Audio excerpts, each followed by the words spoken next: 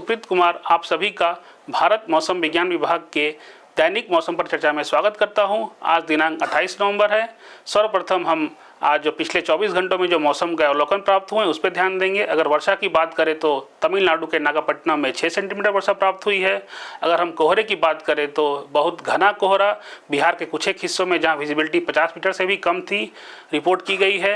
और अगर घने कोहरे की बात करें तो उत्तर प्रदेश के कुछ एक हिस्सों में जो पूर्वी उत्तर प्रदेश है वहाँ विजिबिलिटी 50 से 200 मीटर के बीच में रिकॉर्ड हुई है। और अगर हम इस पर चर्चा की हाइलाइट्स के बारे में ध्यान दें तो जैसा कि आप सभी को पता है पिछले कुछ दिनों से एक दक्षिण पश्चिम बंगाल की खाड़ी में जो एक सिस्टम बना हुआ है उस पर हम लोग गहन सतत निगरानी रखे हुए हैं। तो ये जो सिस्टम है वो दक्षिण पश्चिम बंगाल की खाड़ी के ऊपर एक गहन अवदाव का जो क्षेत्र है उसके उत्तर पश्चिम दिशा की ओर बढ़ने और 30 नवंबर की सुबह के आसपास कराईकल और महाबलीपुरम के बीच उत्तर तमिलनाडु जो कि पंडिचेरी तटों को प्राप्त करने की संभावना है जिसमें विंड स्पीड है वो 50 से 60 जबकि अधिक से अधिक 70 किलोमीटर प्रति घंटे की रफ्तार वाली हवा भी उसके साथ हो सकती है। और इसके जो प्रभाव में जो हम लोगों ने भारी वर्षा की चेतावनी दी है उसके अनुसार उत्तरी तमिलनाडु और पुडुचेरी में 29 और 30 नवंबर को, दक्षिणी तटीय आंध्र प्रदेश, यमन और रायलसीमा में 29 नवंबर को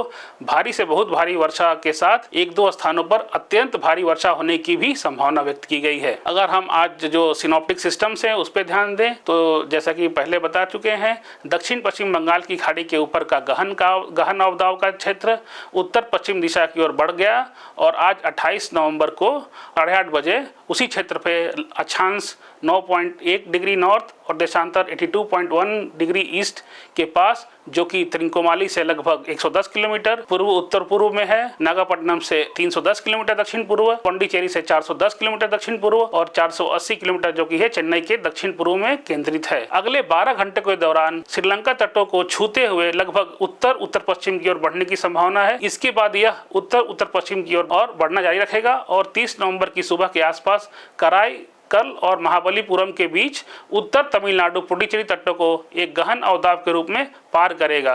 इस दौरान 50 से 60 किलोमीटर प्रति घंटे से लेकर 70 किलोमीटर प्रति घंटे की रफ्तार से हवाएं चल सकती हैं। बीच में 28 नवंबर की शाम से 29 नवंबर 2024 की सुबह के दौरान इसके दक्षिण पश्चिम बंगाल की खाड़ी के ऊपर एक गहरे अवदाव से एक चक्रवाती तूफान में तब्दील होने की भी संभावना है। इस दौरान हवा की गति 65 से 75 किलोमीटर से 85 किलोमीटर प्रति घंटे की रफ्तार होने की भी संभावना है। इसके अलावा एक जो वेस्टर्न डिस्टर्बेंस है वो भी एक ट्रफ के रूप में देखा जा सकता है जो कि अक्षांश 30 डिग्री नॉर्थ और देशांतर 50 डिग्री ईस्ट के आसपास है। अब अगर हम पिछले 24 घंटों के दौरान अगर न्यूनतम तापमान का जो अवलोकन हुआ है उस पर ध्यान देंगे तो पिछले 24 घंटों के दौरान अगर इस चित्र से पता चलता है कि अधिकांश हिस्सों में न्यूनतम तापमान में कोई महत्वपूर्ण बदलाव नहीं देखा गया है। हालांकि बिहार में कुछ स्थानों पर न्यूनतम तापमान सामान्य से काफी ऊपर मिला और मराठवाड़ा, विदर्भा और के अधिकांश हिस्सों पर मध्य महाराष्ट्र, तेलंगाना में कुछ स्थानों पर यह सामान्य से काफ़ी नीचे जैसे कि 5 से 3 डिग्री नीचे भी मिला है। और अगर आज हम देश में प्राप्त सबसे कम न्यूनतम तापमान की बात करें तो वो मंडला जो कि पूर्व मध्य प्रदेश में है वहाँ रिकॉर्ड हुआ है 6.5 डिग्री सेंटीग्रेड। अगर हम आगे न्यूनतम तापमान का जो फोरकास्ट का बात करें तो देश के अधिकांश हिस्सों में कोई खास बदलाव की संभावना अगले 5 दिनों में कम ही है। और जबकि सिवाय उत्तर पश्चिम हिस्सों राजस्थान छोड़ के जैसे कि महाराष्ट्र में धीरे धीरे ये 2 से 3 डिग्री गिरावट परसों से हो सकती है। अब हम अगले 7 दिनों के लिए sub division wise weather warnings पे ध्यान देंगे। जो आज पहला दिन है उसमें तमिलनाडु में जो तटीय तमिलनाडु है उसमें भारी वर्षा की चेतावनी दी गई है और जबकि घने कोहरे की चेतावनी दी गई है हिमाचल प्रदेश, पंजाब, हरियाणा, उत्तर प्रदेश के पूर्वी इलाकों और बिहार के पूर्वी इलाकों में फॉग की चेतावनी दी गई है घने कोहरे की।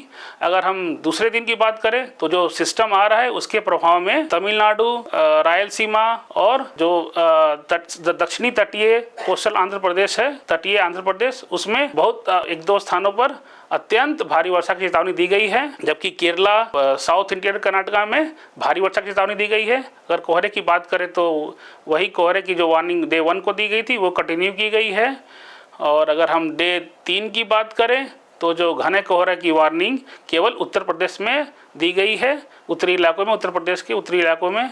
और अगर हम भारी वर्षा की चेतावनी की बात करें तो तमिलनाडु में अत्यंत भारी वर्षा की चेतावनी दी गई है डे 3 में जो कि 30 नवंबर को है। उसके अलावा जो तटीय आंध्र प्रदेश है, रायलसीमा है, साउथ इंटीरियर कर्नाटका है और केरला में बहुत भारी वर्षा की चेतावनी दी गई है और अंडमान निकोबार द्वीप समूह में भी भारी वर्षा की चेतावनी दी गई है। डे 4 जो कि 1 दिसंबर की बात करें तो जो घने कोहरे की जो चेतावनी दी गई है वह उत्तर प्रदेश के उत्तरी इलाकों में दी गई है। अगर हम भारी रेनफॉल की बात करें तो बहुत भारी वर्षा की चेतावनी दी गई है केरला, तमिलनाडु और साउथ इंडियन कर्नाटका में दी गई है। और अगर वज्रपात और मेघ गर्जन की बात करें तो लक्षद्वीप में दी गई है, तेलंगाना में दी गई है और नॉर्थ इंटीरियर कर्नाटका में दी गई है और कोस्टल कर्नाटका में भी दी गई है। अगर हम 5वें दिन की बात करें 2 तारीख को तो जो भारी वर्षा की चेतावनी है वो केरला और साउथ इंटीरियर कर्नाटका में दी गई है, केरला और लक्षद्वीप में, और बाकी जगहों पे मेघ गर्जन की चेतावनी दी गई है दक्षिणी जो इलाके हैं। और उसके बाद अगर डे 6 की बात करें तो भारी वर्षा की चेतावनी केवल लक्षद्वीप में दी गई है और डे 7 में कोई वार्निंग नहीं दी गई है। अगर हम मछुआरों की बात करें, अब हम जो सिस्टम के जो गहन अवदाब के कारण जो फिशरमैन है उसकी वार्निंग पे ध्यान देंगे। ये जो वार्निंग ग्राफिक्स आप देख रहे हैं तो मछुआरों को सलाह दी जाती है कि जो चिन्हित इलाके हैं जिस ग्राफिक्स में वहाँ पे ना जाएं, जो कि south west bay of Bengal है और उससे सटे हुए जो पश्चिम मध्य बंगाल की खाड़ी है, गल्फ ऑफ मन्नार है और जो कि along end of Tamil Nadu, Puducherry